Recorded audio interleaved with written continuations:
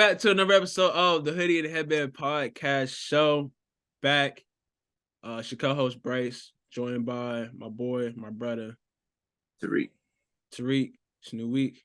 Now I gotta ask you, how you doing? Yesterday I was sick the whole day, so yesterday was not a great day for me. Then I got home trying to watch the Utah UCLA game. That shit wasn't going right. She was pissing me off. Watch ESPN wasn't trying to work. I saw other people on Twitter talking about it. You be on that bull. It started working at some point in the second quarter, so I was able to rush the rest of it. But pay too much money for it to be acting up. That's a fact. 9-0 in our coaching, but it was so bad that we didn't get to play the fourth quarter, bro. No, boy, teams are like that. Mercy, bro. Come on, man. Bro, stop playing with the boy, man. What's the team name this year? I think they said the Hoopers. Stop playing with Coach T and the Hoopers, man. Stop playing with them boys, man, and that girl. No, you know she's shifty. Stop playing with her. She was trying to cross me up. I was like, all right, relax. Yeah, not too much. Not too much on the coach now. Come on. The first quarter was like 22-2. So the other coach was like, yeah, just change the scoreboard. So we went back to zeros. Obviously, we kept our score, but then the second quarter was like 18-2. Or no, 22-2 again, I think, or 22-4. Bro, just change the scoreboard, man. No, I'm teaching them kids to come back. The game ain't over. Play some defense. I think it was like 44-6 at halftime. Y'all gonna learn heartbreak. And y'all gonna have the will to come back and fight. We ain't play. No, I know this rec league, and we give out participation trophy to the end of the year. But damn it, I'm not coaching no losers. You gotta chill. No, man. You gotta know where I come from. I'm gonna let you talk, but I'm gonna tell a story. I'm gonna tell a story about my coaching days. I'm gonna tell a story. So third quarter comes around, and it's getting to the point. It's like I don't even know if I'm supposed to cheer for my kids when they score at this point, but I also don't want to not cheer when they score because then they feel like they ain't doing right. So we're telling them to like in the second quarter, we telling them to like back up, let them shoot. Yeah. Like, all kinds of stuff. And it's hard for kids to like not play hard if they naturally play hard. So like telling them to back up. If you was my coach, I'm saying screw that.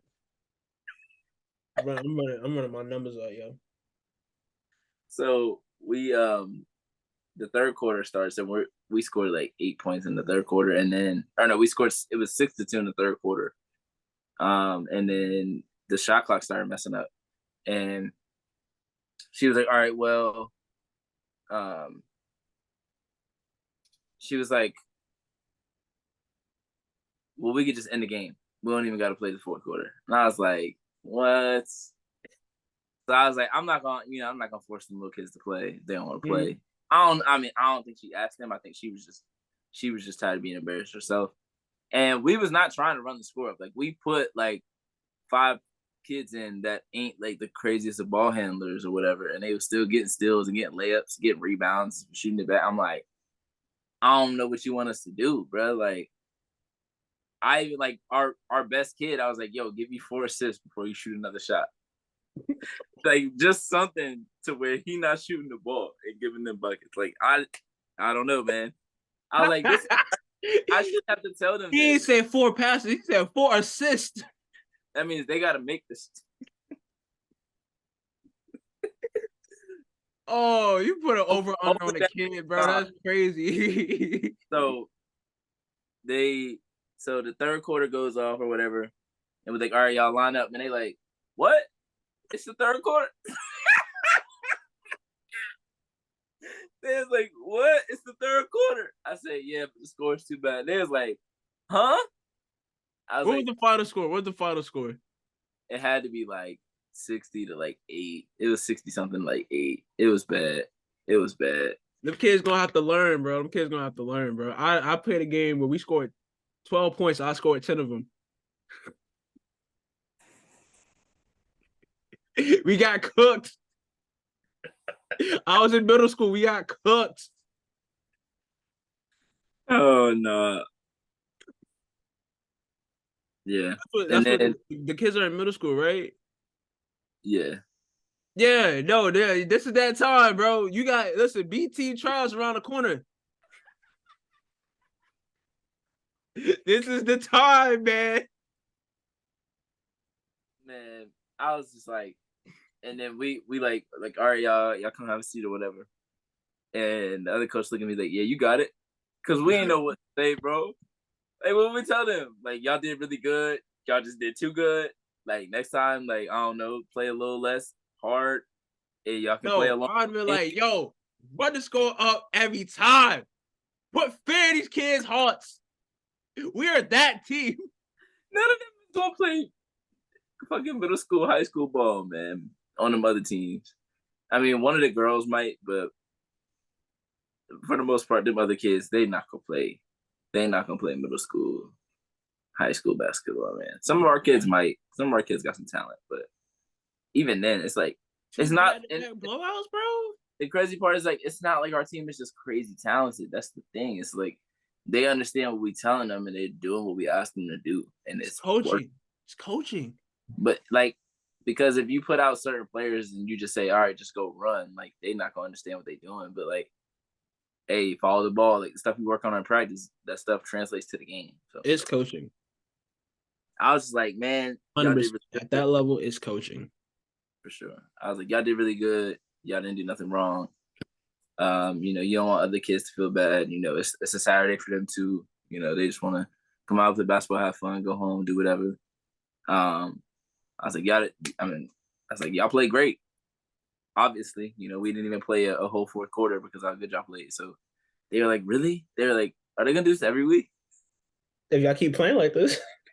I was like, I don't know, man. I guess y'all just gotta keep the games close so y'all can play long. I was like, I don't know, man. And then it was like, all right, just put everybody hands in. Because I'm like, bro, man.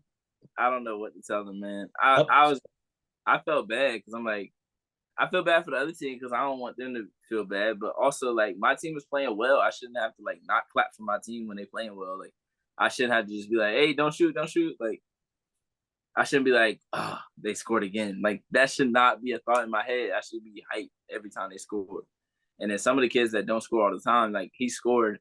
And at first I was like, oh, nah. And then I was like, oh, wait.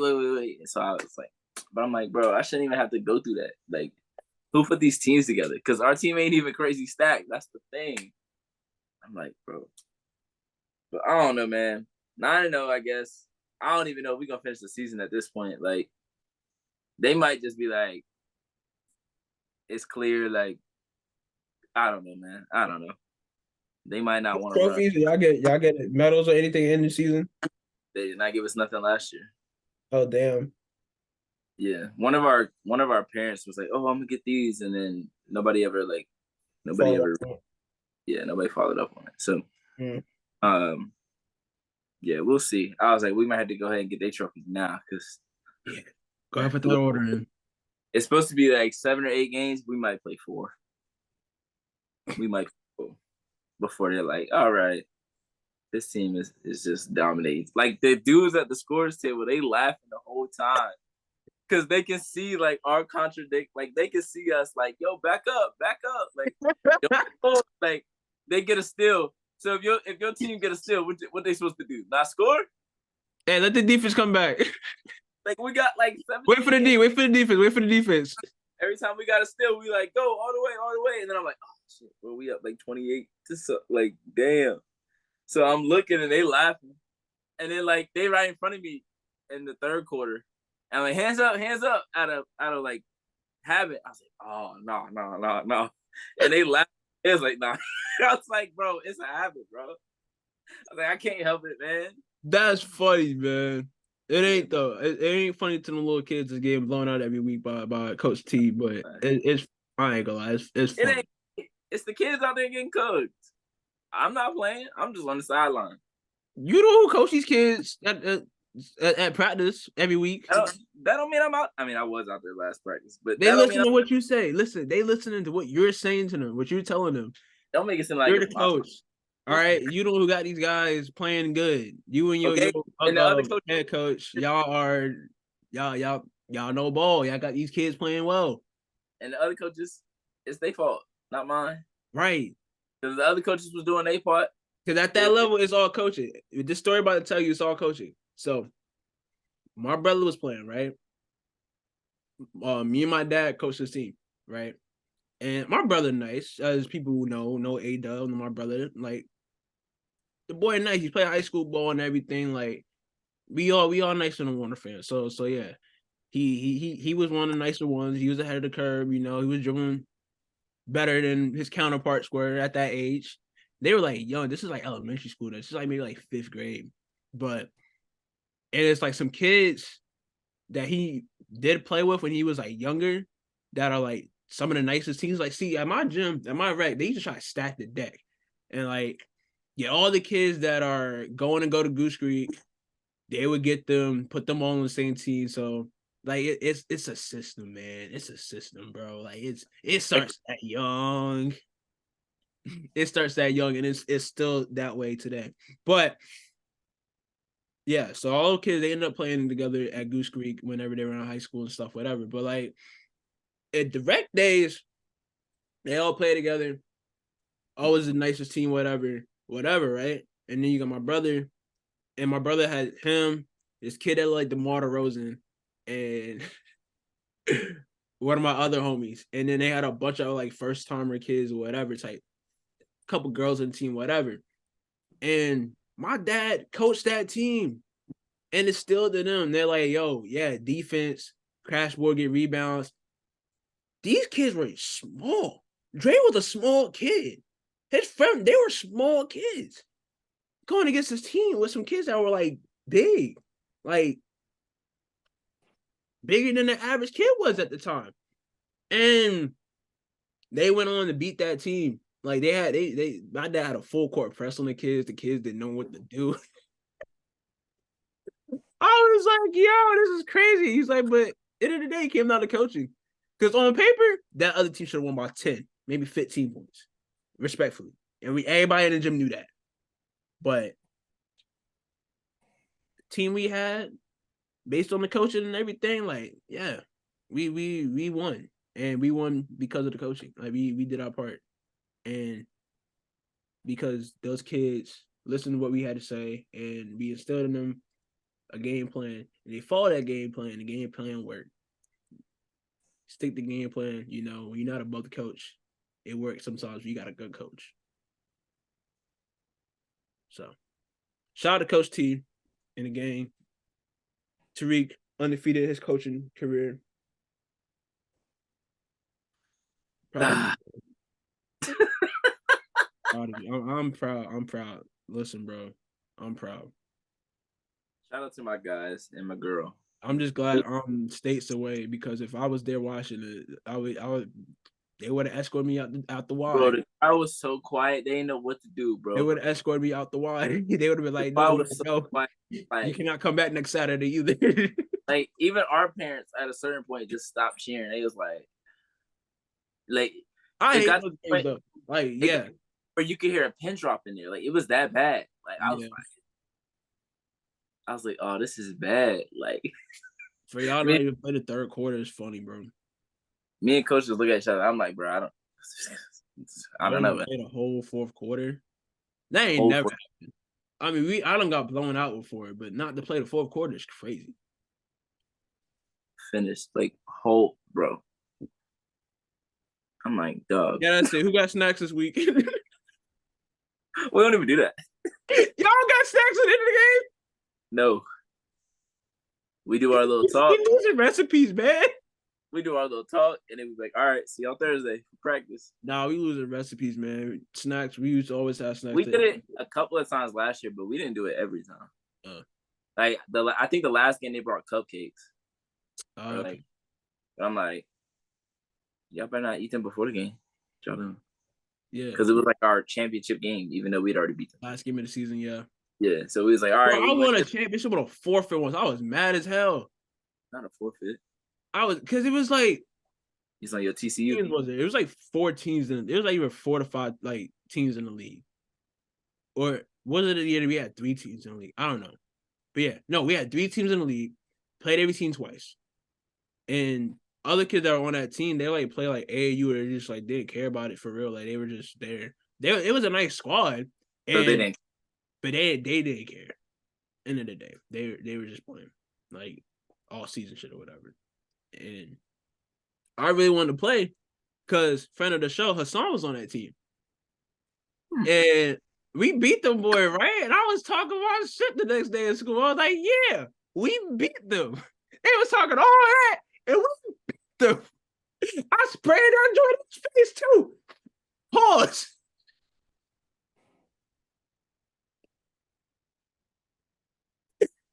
But I gave Hassan the Cam Thomas treatment. And I was like, yeah. But rec days, man. Rec ball was fun. I miss it. Can't wait for my future son or daughter to play rec so I can coach them and be a nuisance. Yeah, I need to coach some real ball. Dog, I'll pull up in like Nike Tech suits all the time. Like I always wear like first game I think I wore the Texas jump. And then second game or last week I wore the UConn. I always try to wear like something women's basketball related so they know what I'm here for. I'm here to make sure the girls is cooking all of y'all. I can't wait. My nephew about to be 1. When he turned 5, and hopefully his parents put him in rec ball, I'm there. I'm looking for the next Juju Watkins, the next Hannah Hidalgo, the next Malaysia Fort Wiley. I'm looking for the next stars. Yeah, he used to play volleyball, so I mean they're gonna be stars in that. But I need a hooper. I need a little hooper in the fam. I need one. But but that's good to hear, Coach T, that you doing your thing so. Absolutely. How about you, bro? I'm good. Can't complain. Yeah, that's about it. Yeah. Sheesh. That's really it this week, man. I mean, I was off this weekend. Shout out to Lamar Jackson, bro. Ravens flock, baby. We here. Big trust. So looking forward to that. Yeah, I was able to enjoy watching sports this weekend, uninterrupted, not having to go to work. Uninterrupted. We're the Bron. Yes. But yeah, no, man, it was a cool weekend, bro. I ain't gonna lie. Can't complain. Cam Thomas cooked up this weekend. I'm just saying. I know this is W. I know we talking W, but Cam Thomas cooked up this weekend, bro. And I wasn't gonna watch the game, but I was out and the game was on, and I was like, you know what, let me look over here. So Joel scored 70 last night. And instead of bringing that up, you said Cam Thomas got off.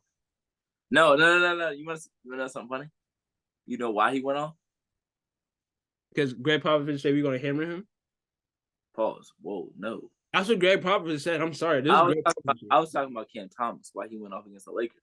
Oh, because they're playing in the crypto. They're playing in LA. And he had the Grinches on. Come on, now you playing on Coca. No, that's not why. Why? Because Olivia Rodrigo is in the building. Right. Why are we paying Cam Thomas as a milkman? Why are we paying Cam Thomas as a milkman? They say he saw the baddies in the crowd, and he got off. I mean, he did have 16 in that first quarter. He walked out on the court and was like, "Oh, 8 and 8. I mean, 8 for 8. Bro didn't miss a shot to start the game. I'm just saying that's what the streets are saying, at least. That's what the tweets are saying. No, it's TikTok that said it. They put they did a whole thing. Oh yeah, the Jordan Poole thing. But I saw it on Twitter before I saw it on TikTok. Okay, they changed it into Cam Thomas and Olivia. So I'm like, hey, you see one of the Nets Twitter videos. They posted that too. They said Cam Thomas is trying to get on his Travis Kelce. You wild, bro. Anyways, man, we got a lot to talk about, man. It was a fun full weekend of women's basketball hoops.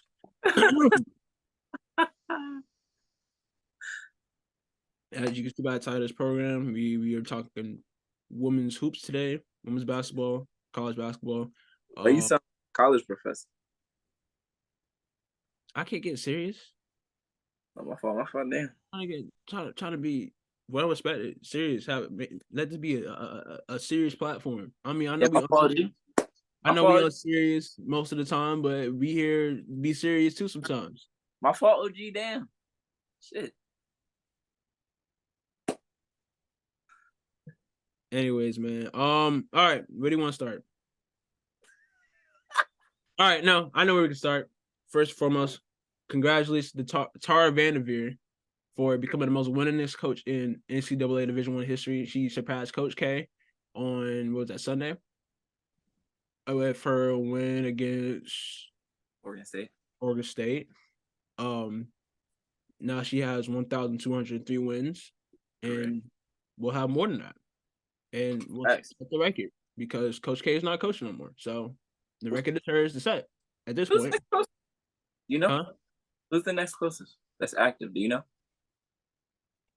Gino got to be close, no? Imagine. Hold on. Let's see. I probably should have looked this up before we started. I don't know. Definitely should have. NCAA D1.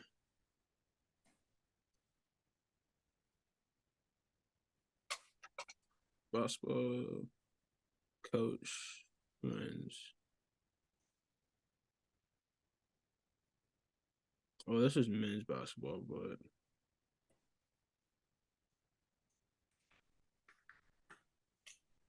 damn. John Calipari at 14. He had what? John Calipari is the first name I see, and he's 14th on the list with 790 at the time of this. Whatchamacallit? He's next? As of July 26, 2023. Wow. The list is what? Coach K, Jim Boeheim, Bob Huggins, Calhoun, Roy Williams, Bob Knight, Dean Smith, Rob, Jim Phelan, Cliff Ellis. Nah, Gino's closer. Oh, well, this pulled up men's. When I typed in D1, whatever, this pulled up men's. So yeah, I was looking at the men's one. Now I was gonna look at women's. But as far as Gino got 796. Gino's like away from Coach K.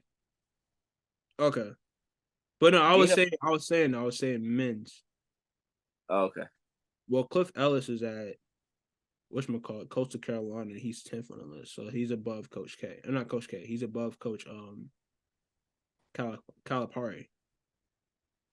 In terms of active, it's Gino and then Bob Huggins. Is Jim Calhoun still coaching or no? No. I didn't think so. I'll just make sure. Damn, my fault. I'm sorry, shit. I just saw St. Joseph, so I was like, when did he coach that team? But yeah, Gino's got. Wait, Bob Huggins still coaching? What? Bob Huggins still coaching? Oh no, he's not. Right? Wait. I thought Bob Huggins had been stopped. Well, I think. Wait, I'm tripping. He coached West Virginia. What? Man, you tricked me, man. Had me think. Because I know he got like suspended or something. Like some stuff happened last season. Right. So he got 935. Yeah, you out here messing me up, man. I'm messing myself up, bro. Oh my god. All right. It's most. Okay. Tariq VanDerveer has the most. Yes. What's the list? Who has the most? Okay, we have a list. Cool. Or do we? I got a list. Okay. There we go. We got a list. We got a good list. So Tariq VanDerveer, number 1. Coach K, number 2. Gino, number 3. Jim Boeheim, number 4. He retired. Pat Summitt, God bless, number 5. C. Vivian Stringer, number 6. So yeah, I think Bob Huggins the next. Whatchamacallit? Men's coach. Next. Well, Gino then Bob Huggins would be the next 2. Yeah. Most that are active. Yeah. Because Muffet is 7. No, Muffet is 8. Bob Huggins 9. Calhoun 10. Roy Williams is 11. Jim Foster 11. They're tied. Bob Knight 13. Jody Conrad, 14. Dean Smith, 15. God bless. So that man Gino, he on their heels. Yeah, 1,196. He'll get that this year. I was about to say he's 6 away. So they just did that whole big thing for Tara. They got to do that shit for Gino too. Shit, Coach K, like, hey man, I was number 1, and now I'm number 2 for like a week. Boy, listen, Coach. Hey, with Cooper Flag coming back too, coming to do too. Coach K might come back. Nah, you crazy. Coach K, like, man, listen, man. Let me see if I can draw some things up. You know what, John? Thanks for keeping the seat warm. You know, I'm gonna have to demote you for a little bit. That's wild. That's nah, but shout out to John Shire though. He's done a good job. That dude. Shout out to John Shire. I used to like him when he played for you. That was like one of the only players I ever liked that played for Duke. Yeah. John Shire and Nolan Smith. That's a nice little backcourt. That was a good team. Championship team. Barely. What the shirt say though? Butler. That's what it should say. What shirt say though? It say Butler. What does it say? Oh, by the way, I forgot to put Duke in that same category. Oh, as the Yankees and the Lakers? Yeah. The Lakers, yeah. Winners? Not the poll agree with me, Cowboys? The poll agree with me, by the way. Barely. Just so you fuck you mean barely? Barely. It was like I didn't even vote. You voted. I did vote, yes. Exactly. So it's further away than you think because I didn't get to vote. So yeah. Anyways, man, congratulations to Stanford head coach Tariq and Bryce for making history as the most winningest coach in Division I history on men's or women's side. That's big time. Her. She continues on and pushes that record further. Her first one was in 1978. Yeah, I peeped out like they should be coaching since then. And then I seen that Coach K's been coaching since around that same time at West Point. Coach K was at West Point? Either West Point or Army, one of the two. I think he went to West Point. I thought Coach K coached at Army. He coached at Army, but he went to West Point. Gino did? Coach K did. Oh. Wait. So when did Gino start coaching? I don't know. Oh, you said Gino instead of Coach K. I said Coach K started coaching since then too, since the 70s. I know I said Coach K. I ain't said no damn Gino. I know I said Coach K. I said Coach K. I said Coach K's been coaching since that long too, since the 70s. You said Gino. I said Coach K. Because then I said, well, where was he coaching at? Because I only see UConn here, and you said West Point. And I was like, I thought that was Coach K. No, Coach K's been coaching since 75. Well, no, 75. He was the head coach of whatchamacallit, of Army after being assistant coach for Indiana for a year. So Gino's only coached UConn? Only coached UConn his whole career. He's different. He might be the GOAT for that, honestly. He only coached one team his whole career. I mean, obviously he coached some other teams because you can't just. He became the coach. Do I say 1985? Look how. Wait, no. Tariq VanDerveer. Now, granted, he's at UConn, but this is 1985. Tariq VanDerveer. It took her from 1978 to 2024 to get to her number. Gino was only 8 behind her, and he started coaching in 1985. That's wild. Like, that's because they was racking up all them damn wins. They was going like all them damn when they went on 100-game win streaks twice. 40-0, 38-0, 38. We got how many straight chips? Did she get like 3 straight chips, 4 straight chips, or something like that?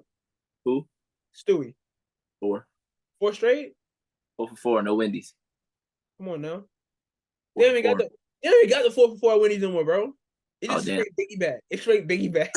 Yeah, that Biggie bag. My fault. I did not know that. But yeah, shout out to Tara. She has coached some legendary players.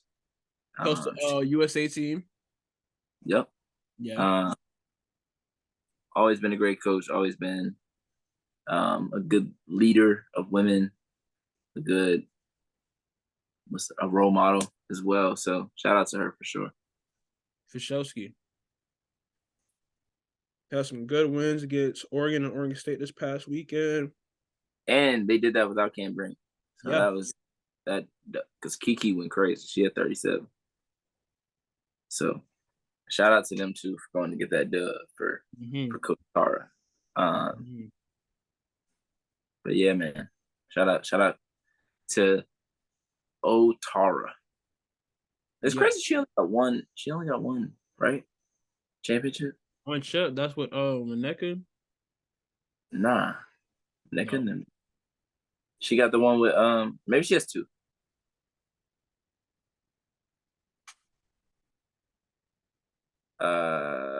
Maybe she has two. I just remember there being a long gap between the one that she got.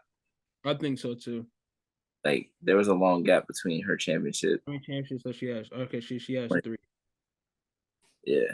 So there was a long gap between her championship. Recent was 2021, obviously.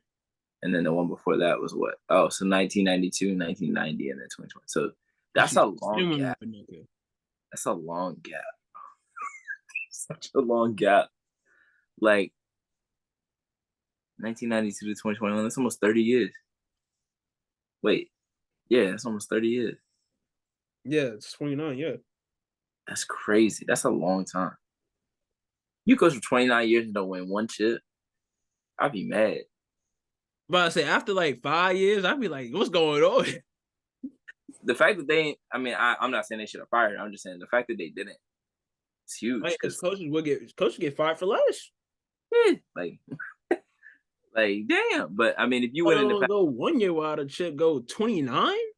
He's won 27 Pac-12 regular season, 14 Pac-12 tournaments. Okay. 5 National Coach of the Year titles, 10 Pac-12 Coach of the Year. So, I mean, bro, she was inducted into the Hall of Fame in 2002. She just add no. Like, yo, if I'm inducted in the Hall of Fame, I'm good. Like, they can't even engrave her stone because she's still. I mean, it's the Women's Basketball Hall of Fame, but that's still crazy. That's still crazy though. She's not in the Naismith Hall of Fame? From what I see here, she's not. Well, she should definitely be in it. I mean, I don't think they put people in. Do they put people in there when they still coach? Oh, that is a thing. I was like, hold on, is Calipari in them in there? Because I don't think Gino in there. I don't think K in there either. At least I think he'll be in there soon. I don't know. He might be. I think he's one of the exceptions. I think he probably is. Go in? Didn't Coach K just go in? I swear. Wait, why was he at the? This is such a bad tangent. Why was he at Hall of Fame? I swear he was in. He's 2-time inductee into the Hall of Fame. Okay. Oh yeah, because he was in what you call it? Because that Dream Team squad. Well, no, he didn't coach Dream Team squad. Chuck Daly. I'm tripping. Yeah, 3-time Naismith Collegiate Coach of the Year. Yeah, he went in 2023. All right, so he's in a basketball. So he's in a basketball Hall of Fame, inducted in 2001. I don't know, bro. He's in a Hall of Fame in 2001. Yeah, I don't know, bro. Let's get off of this because this. Oh, it's basketball Hall of Fame inducted in 2006. But I'm looking for Naismith. Awards and honors. Let's see. 2-time Naismith Memorial Basketball Hall of Fame. Okay, inductee. So he was inducted in 2001. He is for the Dream Team. He was inducted in 2001 for his individual career, and then in 2010 with the Dream Team. Yeah. Damn, that's crazy. And then College Basketball Hall of Fame inductee in 2000. Well, yeah, because Jim Boeheim and all them was in there while they were still coaching. They was like Bill Self is already in the Hall of Fame. I'm pretty sure. Yes.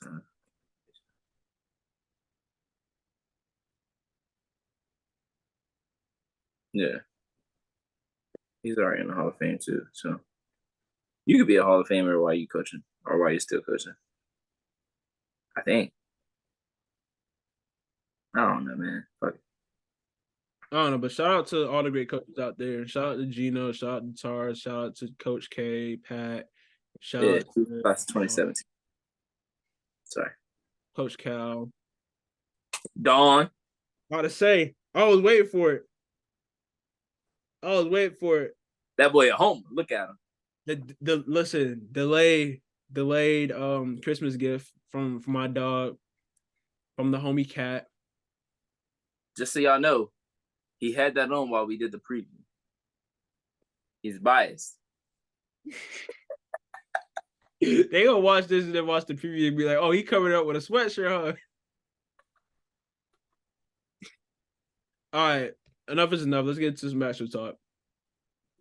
I don't know what that last 10-minute tangent was. That was. About to say we went on like 2 10-minute tangents to start the show. We're doing it different day. You're like 20, 30 minutes in, bro. All right. In other news, last week we talked about how Jaden Owens suffered what, torn ACL or torn Achilles or something. ACL and meniscus, I think. Why are you laughing? Because how you gonna say a torn ACL or Achilles? Jaden Owens is out for the season, right? And because of all the injuries, I might just start over, man.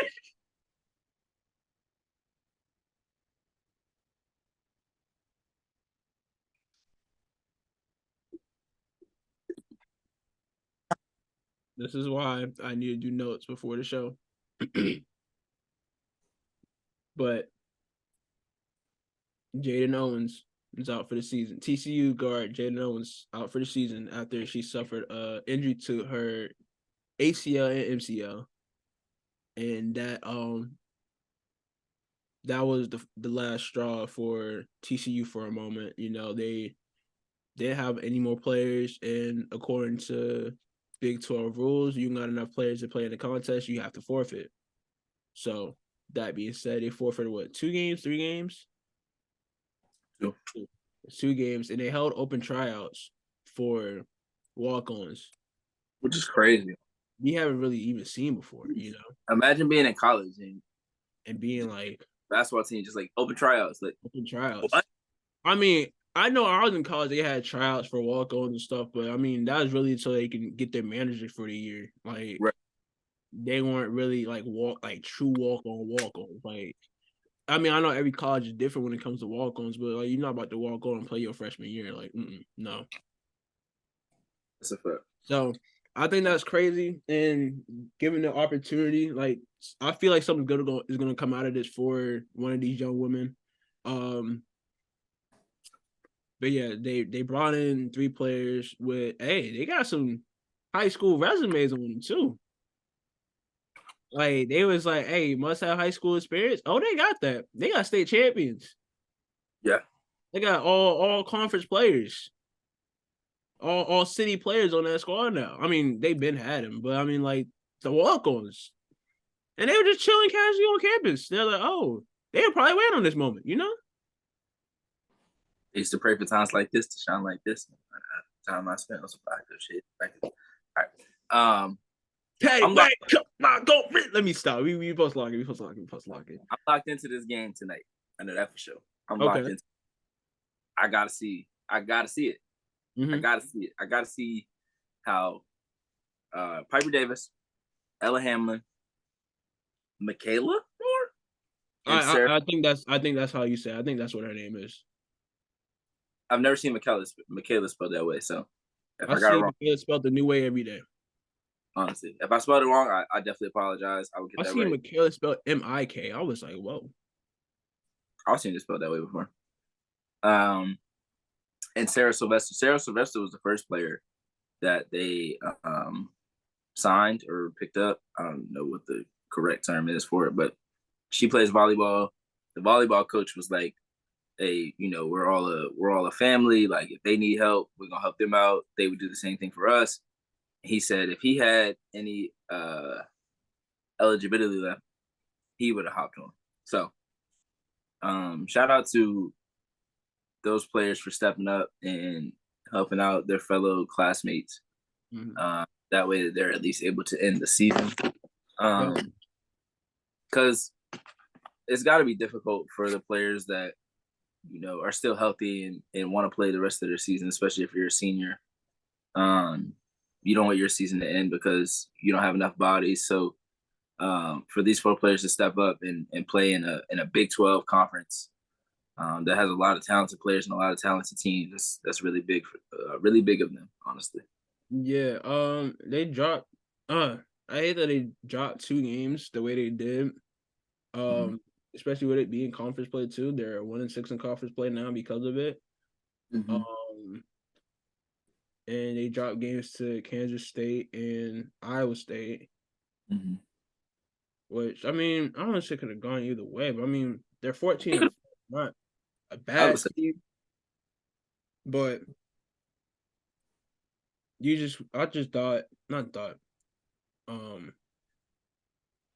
it just would have been good to see them play those games. You never want to see a game be forfeited.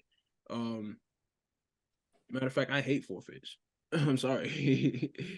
I hate forfeits, but definitely want to tune into this game and like be in tune with what goes on, and if the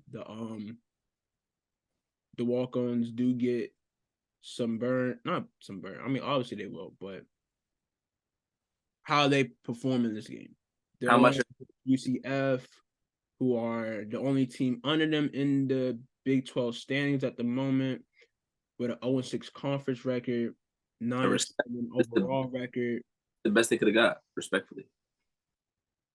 Like if you wanted a matchup to like prepare these other players for something, this is the team that you would want to play.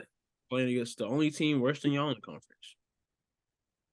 Like you don't want to in conference rankings. Yeah, you don't want to play like Texas or Baylor, and they just because like it's gonna take them like unless they just like that and should have been already on the team. It's gonna take kind of grace period for them to get used to playing.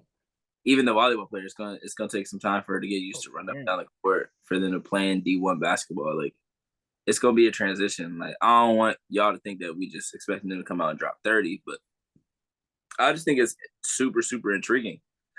The possibilities that could happen from them playing in the rest of the season. Because I mean, TCU has a pretty good chance of getting to the tournament if they can win. If they can keep up in conference play. But so this could become an even bigger story if they're able to go on some kind of run. Okay, I'm looking at her name now. I think her name is Micaiah. Oh, is it Micaiah? I don't see an L in there. Oh, that's an I, not an L. Oh my gosh. My bad. Micaiah. I thought I put a L after the Y, but it's an I. And I knew looking at it earlier, I was like, I feel like that says Micaiah. But then when I was looking at it, it's hold on. Oh, the volleyball? Yeah. So. My apologies. It is Micaiah, not Michaela. Sorry. That's why I was looking at it so weird, because I was like, I feel like that's not what I saw earlier. But they really going all in on this dual sport athlete thing. Look, that's her in her volleyball uniform and her basketball uniform. Yeah, it's tough. And she's wearing the same number too.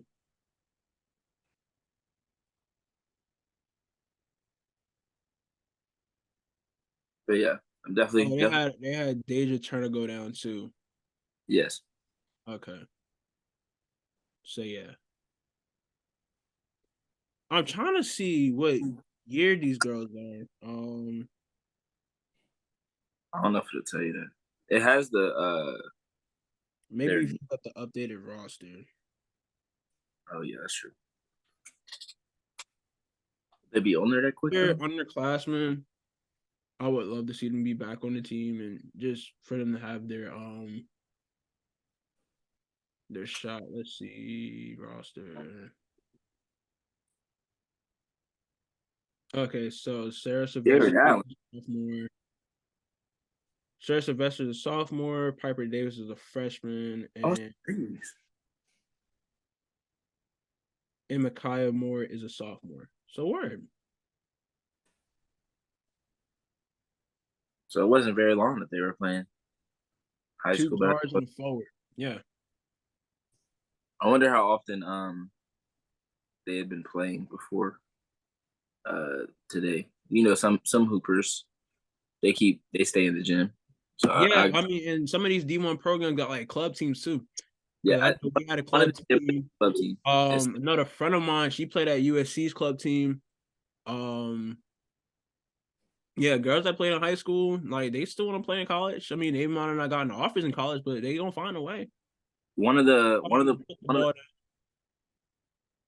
these players did play. Uh, what'd you call it? Golly, they did play. Oh, somebody else posted it, not them. Let me look.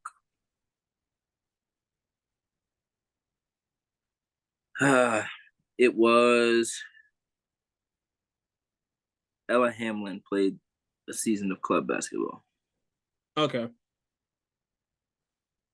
So she's played recently as well. I mean, she's a freshman, so she was district offensive player of the year in 22 and 2023. She might really come out there and get buckets, bro. Right? This is gonna be so interesting, bro. I'm looking like these TCU is now my team to watch. Like I have a teams to watch list. They're now on that list. Like I really want to see what goes on with the Horned Frogs Yeah, as the season goes on. I definitely put them on like notifications, like let me know when the game starts, just so I don't forget. They play at 7:30, so I'm and they at home. Yeah, bro, this is gonna be crazy. This is gonna be crazy. It's on ESPN Plus, by the way. So I don't know if you. I got ESPN Plus. Okay, well then you'll be able to tap in. She's the first TCU. So Sarah Sylvester is the first TCU student athlete in the Big 12 era to play varsity basketball and volleyball. Wow. She played volleyball and basketball for Marion High School in Michigan. Was ranked 66 overall prep player nationally in the class of 2022. Oh, that's volleyball. Okay. Second team All American in volleyball. First team All State.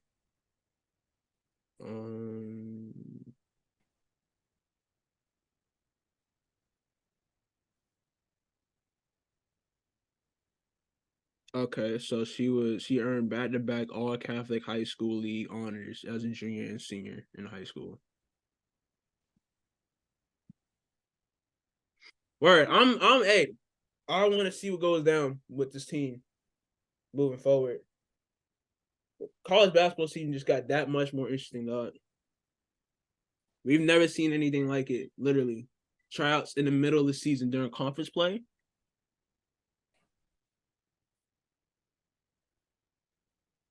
But yeah, it's gonna be fair. All right, now let's get into some action, some games. This past weekend we had some good games, some great games. There's a team that I asked you about last week, and I said they have a chance to beat a certain team, and they did that. I immediately thought of that when I watched the game. Bro, I found myself rooting for them because of what I said.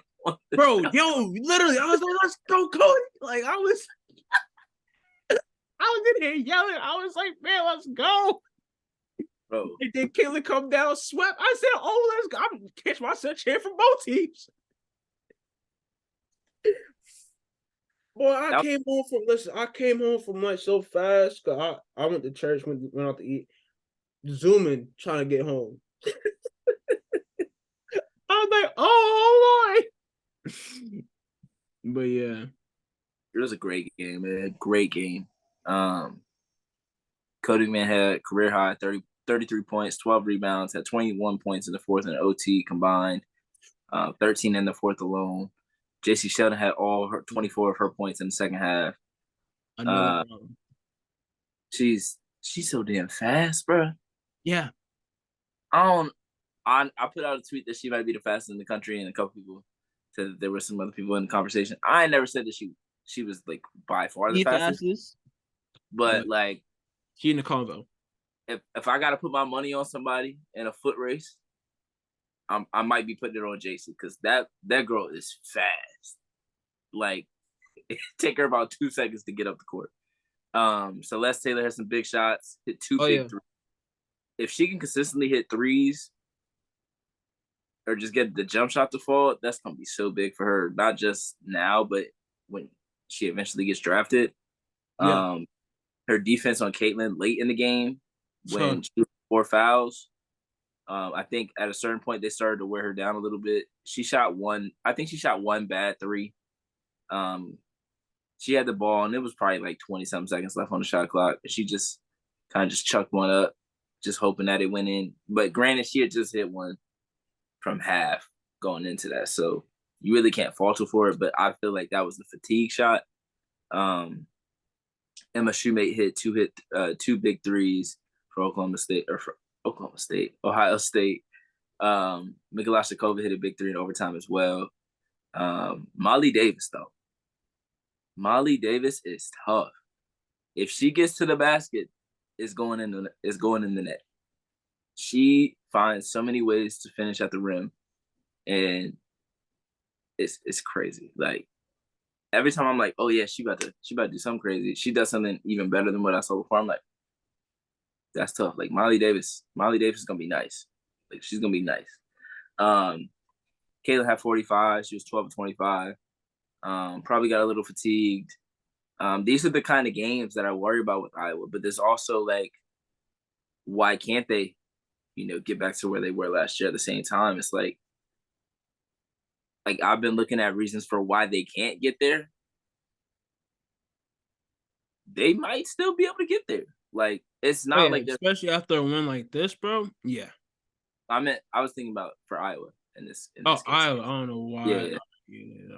Yeah. In this case, I'm talking about Iowa. I will say that about Ohio State later. But for Iowa, I think it's gonna come down to timely shots and like Caitlin Clark is gonna be the best player on the court in most games, if not every game he plays.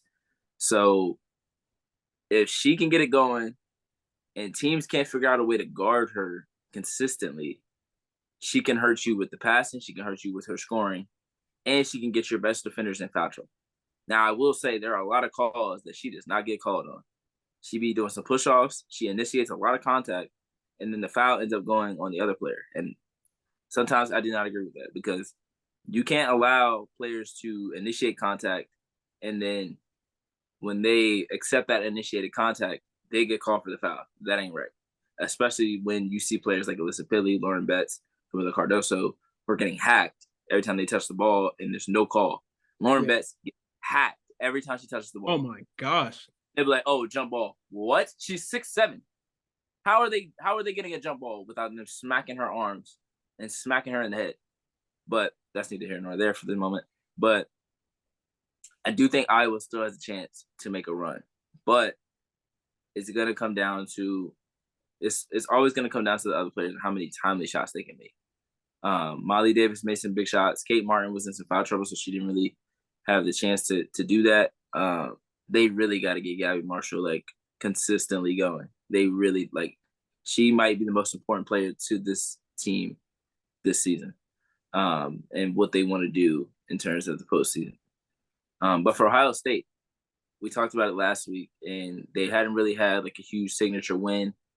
They played UCLA well, they played USC well, but they lost both of those games. And I think as time has gone on, they've gotten more connected as a team. You add in a Celeste Taylor, and you assume everything is going to go easy. And they didn't even run the full court press this game. Iowa ran them out of it early, so they had to play a different style of basketball than they're used to. So I was impressed by that.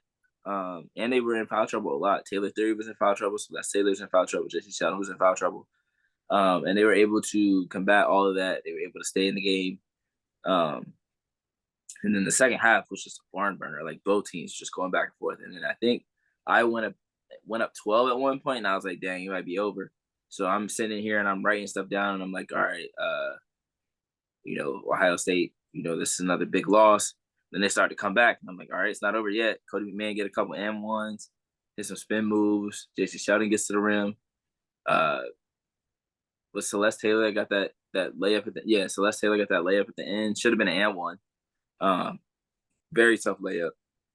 It was just a great game all the way to the end.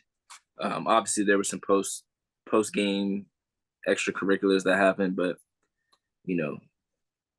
this is about the game. The game was great. Iowa talked some talk last year after they beat Ohio State. Gabby Marshall went on the podium and said her favorite win this season was against Ohio State because she's from Ohio. Cody McMahon said they love us. So they took this game personally. If you heard J.C. Sheldon in the press conference or like the after game interview, she said like they knew they needed this win. And I love when players say that, like when Elizabeth Kitley said it a couple weeks ago when they beat NC State. Like some of these teams need these kinds of wins, and that's what That's what I'm hoping LSU plays like against South Carolina. Like you have to realize that you need these kinds of wins, not just for resume, but for confidence later on in the season. But great game all the way around. Great game for Ohio State. Great game from Iowa. We'll see it again in Iowa. So that game will be sold out too. That's gonna be a good one. And we'll see how that goes because Ohio State, they didn't start the season the prettiest, but they're not far behind now with that win. So they moved up to 12th in the rankings, and a couple big wins here and there, and now the conference record. They're half a game back of Iowa and Indiana. All you gotta do is take care of business. Honestly, take care of the people in front of you.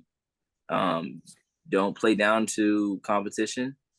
I mean, they have a loss early to Michigan State. They lost to Michigan. I'm not saying they played down to them, but those are games that you want to win if you want to be where a lot of people had you scheduled to be at the beginning of the season. But since that Michigan loss, they've blown out Northwestern, blown out Rutgers, good win over Michigan State to get their win back over them.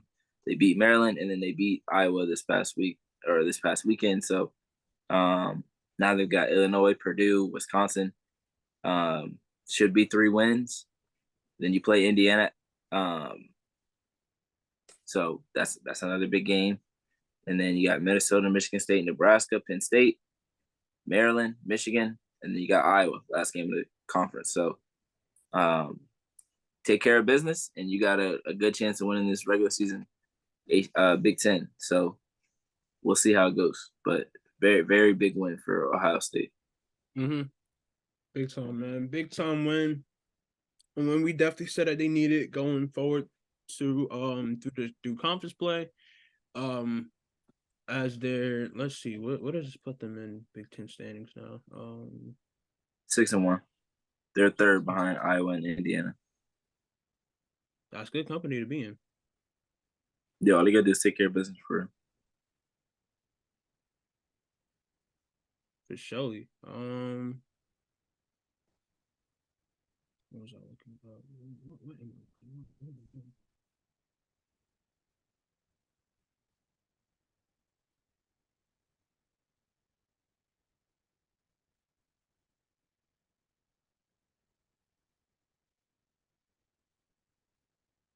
And then I got Illinois, Purdue next, Wisconsin, then Indiana. Indiana will be a different test for them for sure, but being that they got past the biggest test of their season so far, I mean they do got to see Iowa at the last game of the season. They this is the one to have.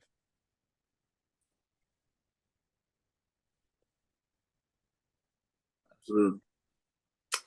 How about the week or the weekend that Utah has had, taking down both USC and UCLA? They said they'd run LA. About to say Utah. Worth the Natalie Nunn. You know.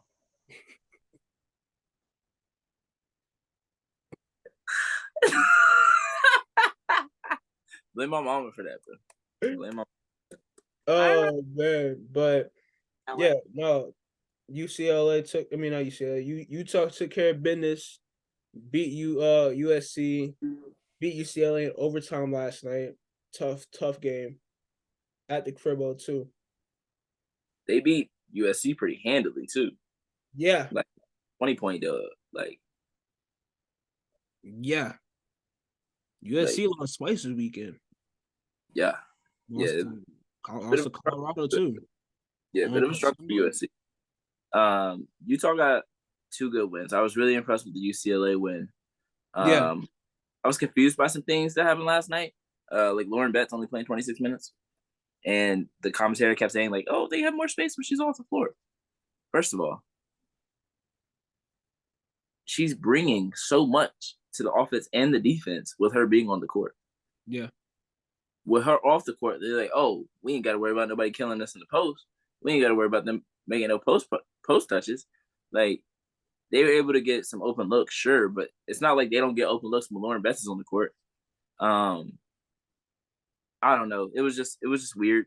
And the lady kept reiterating it over and over again. And I'm like, has she not watched USC play this year or UCLA play this year? Because Lauren Betts has been one of the best players in the country, probably the most important player on this team all season. So, but yeah, UCLA or Utah, their 3-point shot, was it falling last night? They had 8 threes between 2 players, Deja Young and Maddie Wilk. Kennedy McQueen had 21 points, 9 rebounds, 4 assists. If you can get a win over UCLA when Alyssa Philly is shooting 4 for 15 from the floor, that's a great win. UCLA, they had Gabby Hawkins giving 21 off the bench. Kiki Rice has 16 points. I was supposed to say Camilla Osborne. What in the hell? Charisma Osborne shot 6 of 17.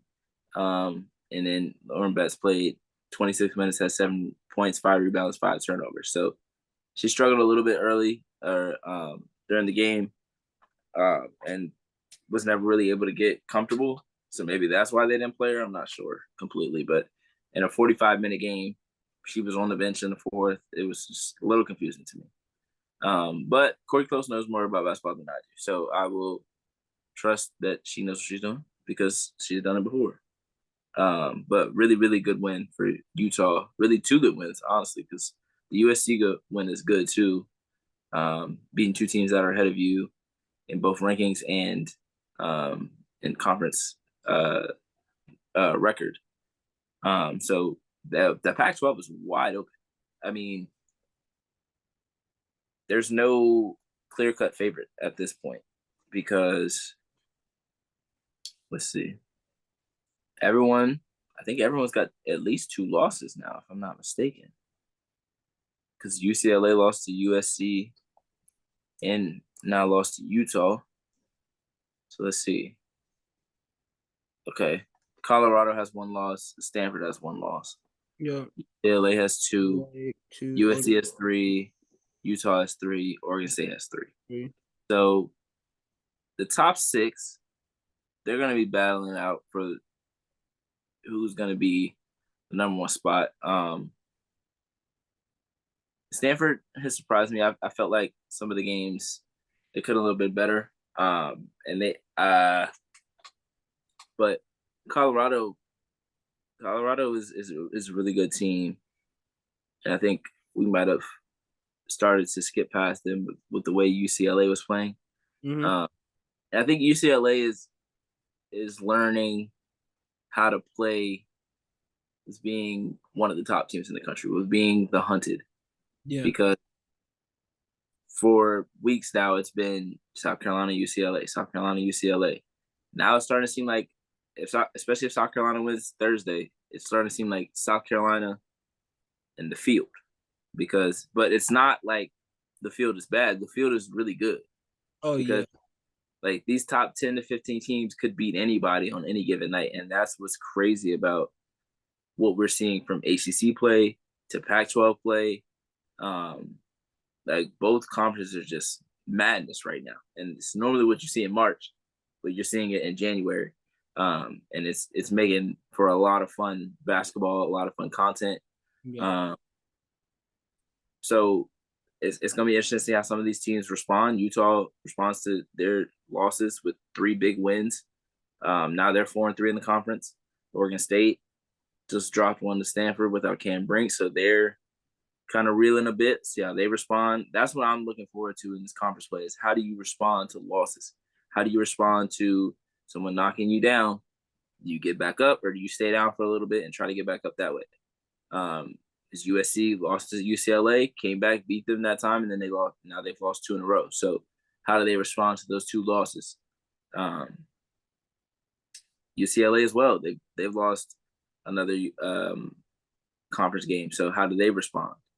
And then Colorado and Stanford, are they going to be able to keep pushing past, or are they gonna take a loss and this could be even more jumbled up? Because I mean, between the 6, there's only a 2.5 game difference. And Washington State's not far out either. They're 3-3 in the conference. So, and I wouldn't sleep on Washington either. Washington is a pretty good team, but I think they've run into some teams that got a little bit more talent than them. But yeah, man, the Pac-12 and the ACC. The ACC is crazy. Like what we saw this week in terms of upsets. I mean, North Carolina upset Louisville. Virginia Tech lost to Duke. Miami upset NC State. Syracuse upset Florida State. Yep. Just madness, just crazy. Virginia got their first conference win against Florida State. It's like, oh, this team should win. Like I go into a lot of games or a lot of like schedules. I'm like, okay, this team should beat this team. Okay, this team should win. Okay, this will be a close one. I can't do that in the Pac-12 and in the ACC. I'd be like, oh yeah, Florida State should. I was watching. I don't even remember what game I was watching yesterday. I think I was watching, or I don't think it was yesterday, Sunday. I don't remember what games I was watching, but there was 2 games I was watching. I was like, oh, Florida State should be fine. And then I looked and they lost. I was like, wait, what? They lost to Virginia. Virginia didn't have no wins. So, you cannot rest your laurels against anybody in conference play. It's just every night, every game, you're getting very talented players that can have a great night. You never know who can step up. These are all D1 athletes, all D1 basketball players. They can all give you 30. If you let them, they will give you 30. Like, yeah. Virginia had a player score 35 against Florida State. Kamar Johnson had 35 points, 7 rebounds, 6 assists. Like, do you think Florida State was expecting that when they came into the game? No. Do you think a couple of weeks ago Virginia Tech was expecting Sarah Bajay to give them 30?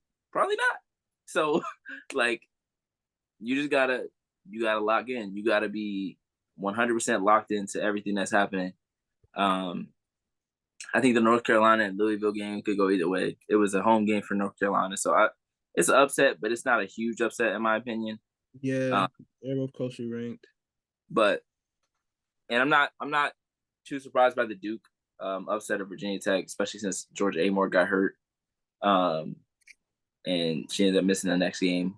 Hopefully, she'll be able to come back soon. She got an elbow to the head, so hopefully it's not too serious. I did see a picture of her practicing before the last game, so hopefully it's just a 1 or 2 game miss and she'll be back. But man, it's just wild to see all this. Like, Syracuse is 11-0 at home. Like, if you playing them at home, you might as well go ahead and wrap it up. Like, it's just crazy. It's really crazy. Like, how conference play is just, I don't know, man. It just brings such a crazy element to college basketball. ACC has what? 7 ranked teams right now. 1, 2, They 3. got 7 and in fact 6. I was just looking that up. 13 of the 25 come from 2 conferences. 2. Like, and then the Big 12's got like what, 3 or 4, I think. They got Kansas State, Iowa State, Baylor, Texas. So that's at least 4, unless Iowa State should still be in because they got one of the. Oh no, they're not ranked anymore. So it's West Virginia, Baylor, Texas, Kansas State. Iowa State lost their ranking. Oklahoma is still 5-1 in conference play. So, I mean, it's crazy. Like Miami, I know they lost a couple players from last year, but yeah, I was expecting them to be 2-4 in the conference. But they've got some holdovers from last year. Jasmine Davis. They've got holdovers. They got Dwyer and or Jasmine Roberts. Who the hell is Jasmine Davis? Jasmine Roberts, Cheyenne Day Wilson, Lachey Dwyer, like they all scored 18 against NC State. So it's like any given night, really. Like, and those are 3 players. Or Cheyenne Wilson was with Duke, obviously, but Jasmine Roberts and Lachey Dwyer had big moments that we saw firsthand in March Madness. So you really can't just go into a game thinking, oh, we're gonna win this, because the other team will come out and punch you in the mouth, and you'll be like, oh, well, what do we do now? Now you got to respond. If you don't respond quick enough, you got a loss. It's just craziness, honestly. But it's very, very fun to watch as an outsider, or as a fan, I should say. Because there's no games in conference play where I'm like, oh, this should be a easy win. I can't say that anymore because there are none. Nope, no. Those 2 conferences at least. But even the SEC, like if you're not playing South Carolina, like I feel like most teams feel like they have a chance against everybody else. Don't sleep on Tennessee. If Rakia Jackson got hurt again after the last game, so hopefully she's able to play. But don't sleep on Tennessee because they're not far behind. They're 5-1 in the conference, so they got the same conference record as LSU right now. But there's 18 conference games, so if they can get on a roll, go like 14-4 in conference play, get into the tournament. I know it's a lot of teams that are not going to play Tennessee. That's all I'm gonna say. But yeah, Vanderbilt looks good. Ole Miss, it's always gonna be a problem. So, this thing could look one way. We could look back in a month, and a lot of these teams could completely flip flop. You never know. It's that crazy. It is that how some of these schedules are set, and just how we've seen teams perform this past weekend, these past couple of weeks, these upsets. I'm looking at a schedule now, and for this upcoming weekend or this upcoming week, like we got some games on Thursday that could change some things up. Games Saturday that could change some things up as well as on Sunday. Like you just never know any given night. It's really a preview of the madness all over again. Like I know I said that a couple of times this season, but yeah, like you've had those moments. Like it's not, you don't gotta wait till March to have a game like what we saw last year from Ole Miss and Stanford. Oh yeah. Oh, don't remind me. Don't remind me. Don't remind me. I was in here mad, boy. I know. But they had to do one thing for sure, 2 things for certain, man. Hey, any given time, team stepping on that hardware, bro, ain't no telling what can happen, bro. You don't want to just count a team out. And some teams are getting tested this week for sure. Like you got LSU and South Carolina, which we're gonna preview later on in the week. You got a game like, trying to think of what else.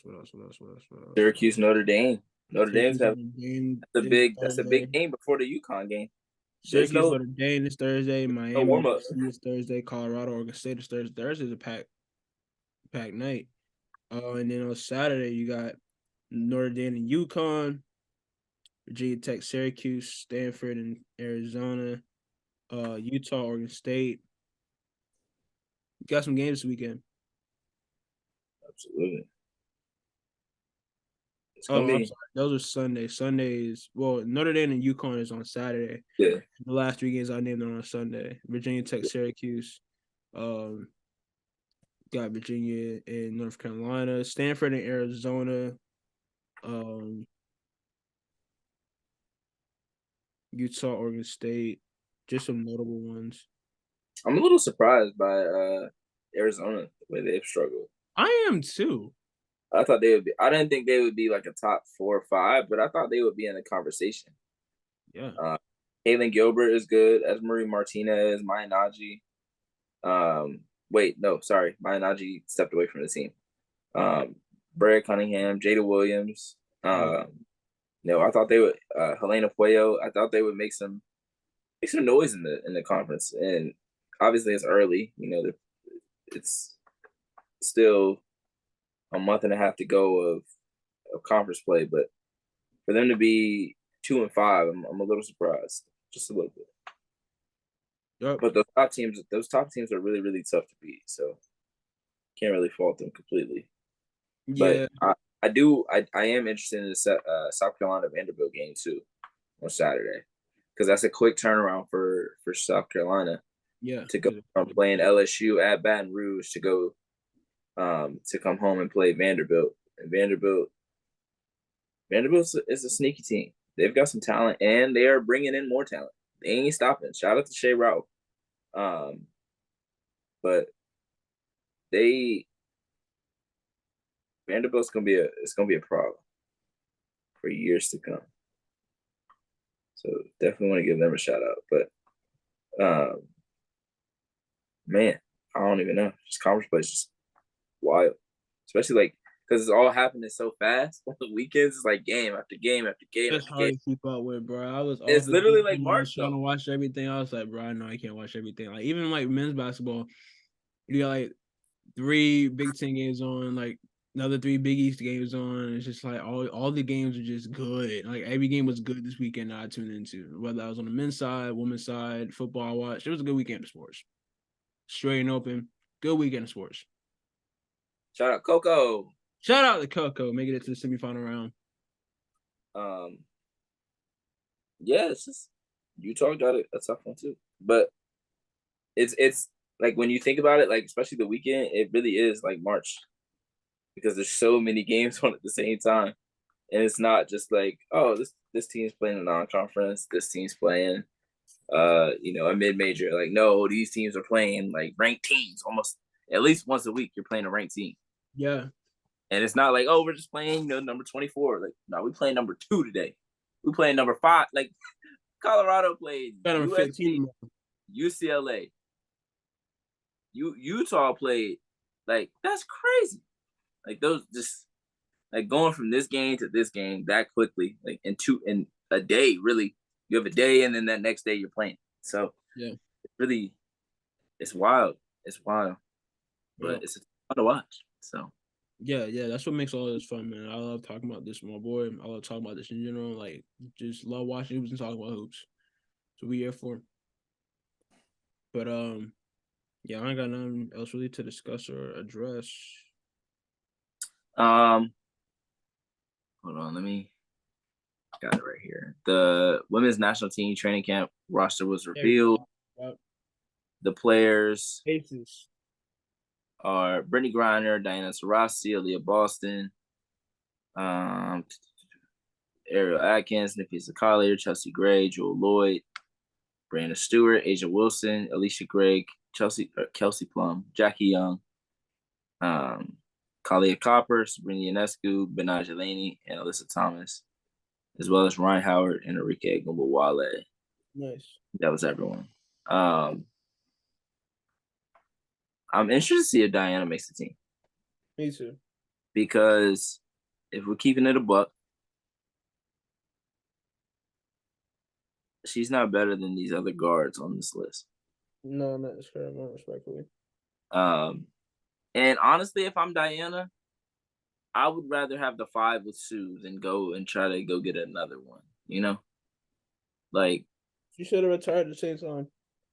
I don't necessarily say she should have retired, but I feel like at a certain point, Olympics go to the younger talent.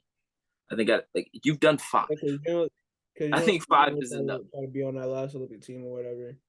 Right. Like if dude didn't say what he said, people wouldn't be taking the Olympics as serious as they're taking it right now. They all of a sudden act like they're super pro America. Motherfuckers don't even like America. So that don't even make it I'm complete only sense. patriotic when it comes to that hardwood, I'll tell you that. But When it comes like to that hardwood, that track, and that swimming pool, USA, USA. wow. But like LeBron before those comments wasn't looking to play in the Olympics. Steph wasn't looking to play in the Olympics. Kawhi probably still not gonna play, but he wasn't looking to play in the Olympics. KD probably like it's normally older players normally aren't on Olympic teams, whether it be men or women's side. It's normally like the next up and coming players, like what was kind of on that World Cup team this year, but the better, like like Buck and Tatum would have been on that squad. Yeah. And this team, let's be honest, this team is gonna win whether or not Diana Taurasi is on the team. Oh, for sure. On the team, they'll still win. If she's not on the team, they're still gonna win. You have Brianna Stewart, you have Asia Wilson. I mean, you have Brianna Stewart, you have Asia Wilson. Nobody else has to. And we saw how they performed in the last Olympics. Exactly. I mean, and you still have the chance of bringing in Aaliyah Boston, Brittany Griner back, Nafisa Collier, Jackie Young, Kelsey Plum, Kalia Copper. Like they got a lot of talent that they can put on this floor. And I don't think there's any other countries. I mean, there's definitely some countries with a lot of talent, but I don't think they're gonna have enough to keep up with them, whether or not she plays. But I do feel like her being a part of it is just because of her name, and it's not because of what she's done. Because she wasn't bad last season, but she didn't even play that many games. So it's like you're taking this opportunity away from somebody else. Like you never know what happens in the next 4 years to a certain player. This could be their one chance, or this could be, a big opportunity for them. And obviously not everybody's thinking about that because, it's an individual sport at the end of the day. So they're not completely like, oh, let me step back so somebody else can have this moment. But I feel like somebody like Diana Taurasi at this stage should be doing it. But that's just my. She won't play till she can't play no more. Like physically can't play no more. Which I'm not mad at. Like keep playing in the W. I love it. Keep playing in the W. But I feel like Olympics wise, she shouldn't still be making this. I feel like this is her last go around. I say that for a couple of reasons. Olympic year, and then they have the All-Star game in Phoenix this year too. So I could see this be like a curtain call for DT.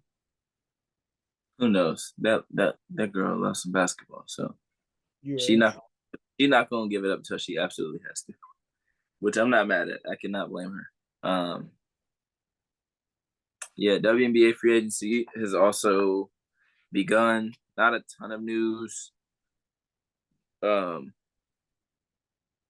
We've got rumors. Bella Dawn possibly going to Phoenix. Sounds like somebody's falling down the stairs. Yeah,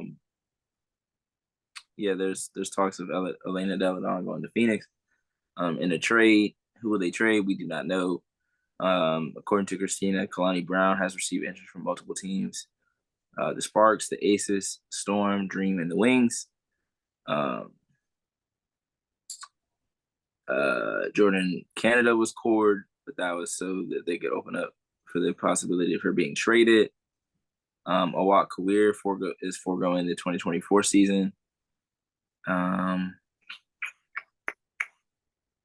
don't think there's any other big news. No, Skylar hasn't made a decision yet, but I think everybody's waiting for that. I'm sure as soon as we get off, she will.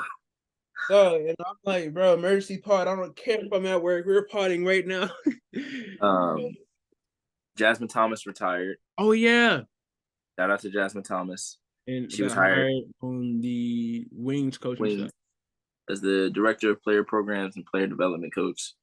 So shout out to her. Great career. Really, really solid guard for a long time. Mm-hmm. And I love to see these players find their avenues right away, whether it be commentary, coaching, and I love that they're doing it while they're still playing as well. Like Ryan Howard is assistant coach at Florida. Yeah, is assistant coach at Florida. So yeah, it's just really good to see these players already have a plan and just not be like, what do I do if I retire? Like, do I have a backup plan or do I have something else that I can do? And they've found a way to, make sure that they have those things in place. So I love to see that. But that was all that I had. Yeah, I don't know. Where's my prediction for Scholar? I said LA, Connecticut, Minnesota. Minnesota would be nice. Get Skylar Diggins-Smith, Diamond Miller, Nafisa Collier. LA, Connecticut, Minnesota, or Seattle. Connecticut would be tough too. Yeah. Seattle needs a point guard. But I know some of them are hoping that that's Mrs. Becker's. But yeah, hopefully we get some news soon. Yep. So we can react. We can preview some things WNBA wise, because I don't want to say the season's around the corner, but it's not as far away as you would think. So definitely want to get some news soon. I've been seeing a certain individual in the gym lately that y'all better watch out, because she not playing no games with y'all. And that's all I'm going to say about that. Well, why does it sound like somebody is jumping off the stairs, bro? It's like every time I look back, it's like boom, boom. Golly, bro. But that was all I have in terms of things that I need to bring up. There's some tea on, not some tea, but seeing some people are saying that they haven't been able to really do what they've wanted in terms of WNBA free agency due to organizations and things like that. So that is a weird thing about the W. It's like they're very, I don't know. It's like they don't want to let in certain individuals. Now, I wouldn't say that, but I don't know. It shouldn't feel as tough to attain as it is. And even like the people that are credentialed and things like that, they don't even, like, they're doing it on their own. They're not really getting the kind of support that NBA writers and such are getting. So hopefully that can get better over the coming years. But that's all I have for today. So, do you have anything else?